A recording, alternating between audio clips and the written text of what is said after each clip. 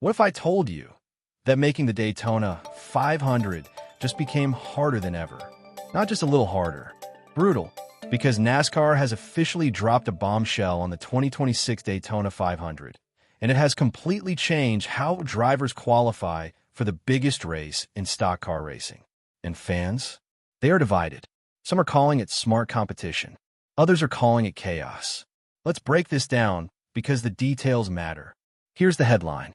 Only two fastest open cars and single-car qualifying will automatically lock into the Daytona 500. That's it. 2. In previous years, the system allowed more room for open entries to secure spots through speed. It wasn't easy, but it wasn't this unforgiving. Now, the pressure has multiplied.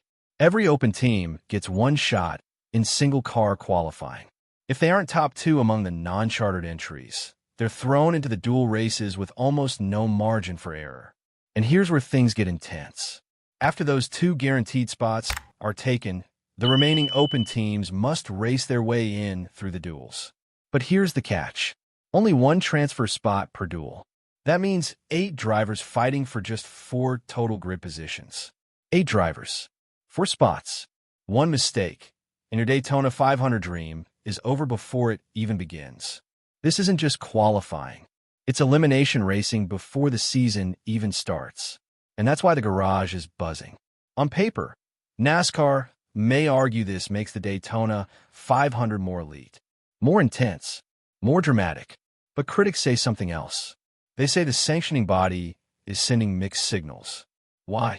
Because while qualifying is getting tougher than ever, recent races have seen more intervention once the green flag drops. That contradiction is at the center of this debate. And one recent race brought that tension into the spotlight. At the clash at Bowman Gray, teams were required to run rain tires in tricky conditions. That decision alone sparked debate. But what really ignited frustration was the controversial fuel stop ruling that followed.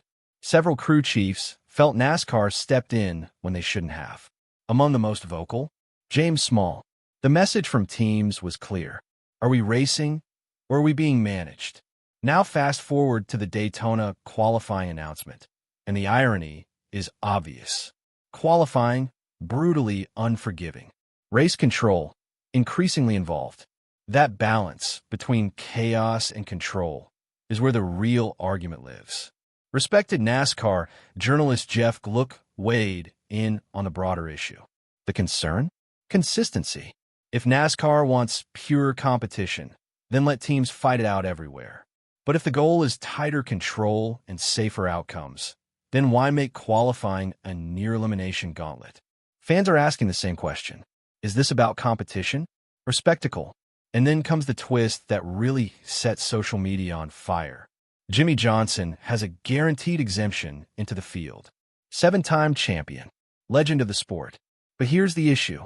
If qualifying is supposed to be brutally fair and performance-based, why does anyone get an automatic safety net? Some argue it's about honoring legacy. Others say it undercuts the entire message of the new format. Because while open teams are sweating every hundredth of a second, one driver doesn't have to. That's where the debate explodes. Is it respect or favoritism? Let's break this down clearly. 37 drivers already locked in via charter. 1 guaranteed exemption. Only 4 total open spots available through qualifying and duels.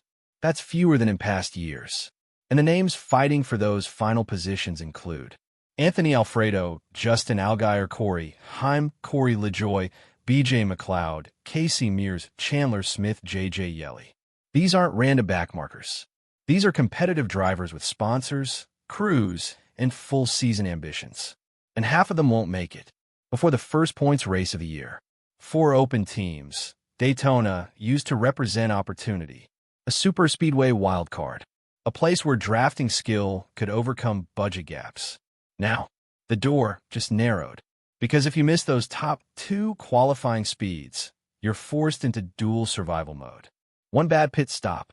1 drafting line that collapses. 1 multi-car accident. And your season starts with a DNQ. That's financially devastating for smaller operations. And that's why some team owners are quietly concerned. This rule change exposes something deeper. What does NASCAR want to be in 2026?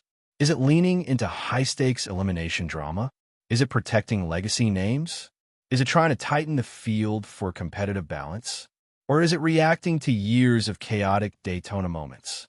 Because let's be honest, Daytona is unpredictable, and unpredictability creates headlines. But when unpredictability collides with strict qualifying rules, someone gets left out. And that someone might be a fan favorite. This is the phrase you'll hear a lot. Chaos versus control. Daytona thrives on chaos. The draft, the big one, last lap passes. But sanctioning bodies prefer control, safety, structure, predictable procedures. The 2026 qualifying format feels like NASCAR tightening the gate before the chaos begins. But fans are wondering, why tighten the gate?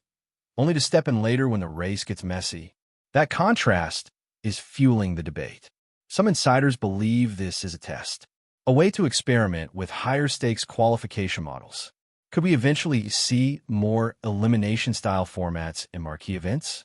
Could Daytona become even more exclusive? If this change boosts ratings and engagement, NASCAR may double down. If backlash grows too loud, they may adjust again. But one thing is certain. The pressure on open teams just skyrocketed. The Daytona 500 isn't just another race. It's careers made or broken. It's first starts. It's comeback attempts. It's small teams betting everything on one weekend. By tightening the qualifying funnel, NASCAR has raised the emotional stakes, which means the dual races in 2026 might be the most intense we've ever seen. Because for some drivers, that duel isn't just a race. It's survival. Let's ask the hard question. Is this a smart competitive evolution? Or is NASCAR facing an identity crisis? On one hand, it rewards pure speed. It increases qualifying drama. It makes the dual races must-watch events. On the other, it limits opportunity for open teams.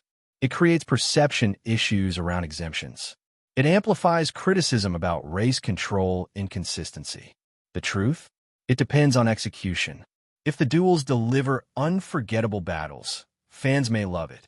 If controversy overshadows competition, the backlash will grow. All eyes now turn to Speedweeks 2026. Single-car qualifying will feel like a final exam. The dual races will feel like elimination rounds. And every open team will know there is no cushion, no second chances, just speed, just survival, just Daytona. The Daytona 500 has always been unpredictable. But in 2026, the unpredictability starts before the green flag even waves. NASCAR has made its move. Now the drivers respond. And fans? They're watching closely. Because whether you call it bold innovation or unnecessary risk, the road to the Daytona 500 just got a whole lot narrower.